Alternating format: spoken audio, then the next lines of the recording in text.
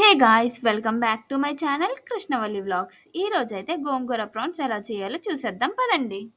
మొదటిగా 2 కట్ల గోంగూర శుభ్రం చేసుకుని 8 పచ్చిమిర్చి వేసి 10 లేదా 15 నిమిషాల వరకు ఉడకబెట్టుకోవాలి. ఉడకబెట్టుకున్న మిశ్రమం నేను చూపించినట్లుంటుంది. తరువాత ఆ మిశ్రమాన్ని చల్లార్చి మిక్సీ వేయాలి. తర్వాత కొద్దిగా చింతపండుని నానబెట్టి ఉంచుకోండి.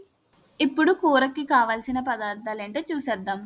మెంతులు, ఆవాలు, జీలకర్ర, ఎండుమిర్చి, కరివేపాకు, వెల్లుల్లిపాయలు, 2 ఆనియన్స్ కట్ చేసి పెట్టుకోండి.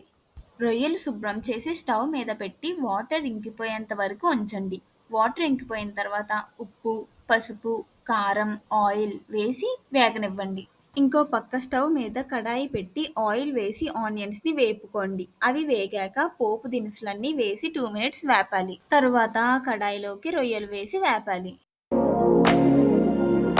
తరువాత దాంట్లోకి చింతపండు పులుసు వేసుకోవాలి. చింతపండు పులుసు వేసుకున్నాక దాంట్లోకి ఉప్పు, కారం, పసుపు రుచికి తగినంత వేసుకోవాలి.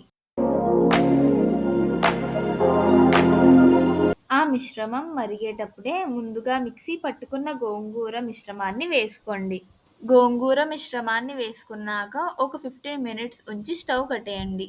అంతే, గుమగుమలాడే గోంగూర రొయ్యల కర్రీ రెడీ. వేడి వేడి అన్నం పెట్టుకుని కర్రీ సర్వ్ చేసుకొని తినేయడమే. మీలో ఎంతమందికి కర్రీ అంటే ఇష్టమో కామెంట్ చేసేయండి. That's all for today. By guys.